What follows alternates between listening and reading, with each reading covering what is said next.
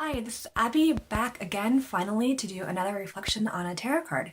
So this week and for the past 3 or 4 weeks, the card that the deck keeps saying that I should talk about is the Four of Swords. And like normal, I'm going to try to do this in a Lectio Divina sort of reflection way.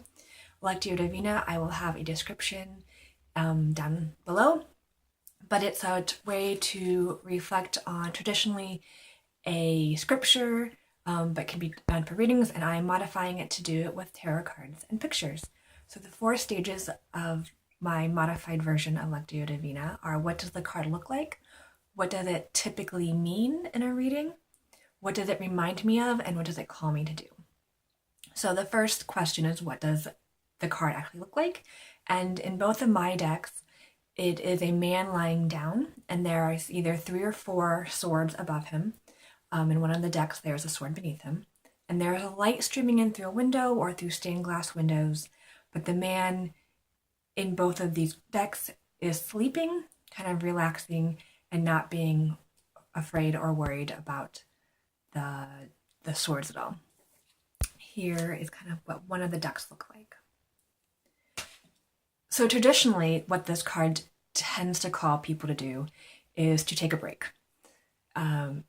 You can get really lost in your life and things can feel overwhelming, like the sword is bearing down. So what you really need to do is to take a step back, relax, stop stressing so much about a particular idea or problem or challenge you're currently facing.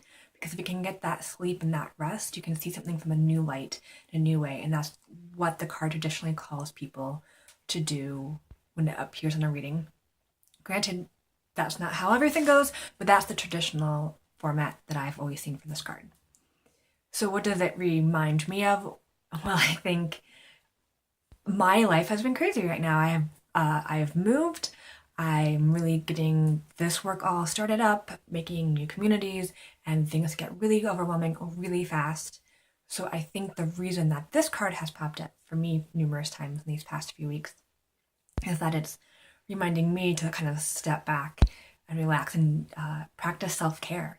Self-care is incredibly important to me and to other people, because if you don't have that self-care, you can't function well in the world. But it doesn't just remind me of what's going on in my life. I have so many friends right now who are having marriages, divorces, babies, moving, new careers, all happening right now. And that is just so incredibly overwhelming, not to take into consideration the political things going on in our world, geopolitics, and all of that. We just get overwhelmed so quickly, and then we have so much media blasting us from all sides. And some of it is great. It's great to be connected, but sometimes we can get so bogged down in it that we can't move forward. We can't do anything worthwhile, and we get burnt out.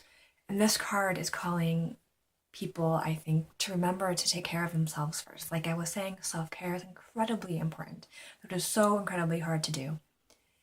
And that's what this card is reminding me, and I think hopefully reminding all of you, is that we shouldn't, while we should pay attention to all of that, we shouldn't get caught up in it to an extent that it hurts us. And the way to get out of that is to take a day off or an hour off, or do something for yourself, something very life-giving, so that when you get back to those problems and those things that feel so overwhelming, you can actually tackle them and have something productive, which is really kind of, I think, answering that fourth question of what does this card call me to do? And it calls me, and I think a lot of people, I'm going to at least give that all to you as a gift, that we have permission to take care of ourselves. We have to do that if we want to live and be happy people in this world, or at least, content people in this world. We need to take care of ourselves first before we take care of other people or other challenges, and we cannot do that unless we have self-care. So that is the Four of Swords, at least my mini reflection for this week.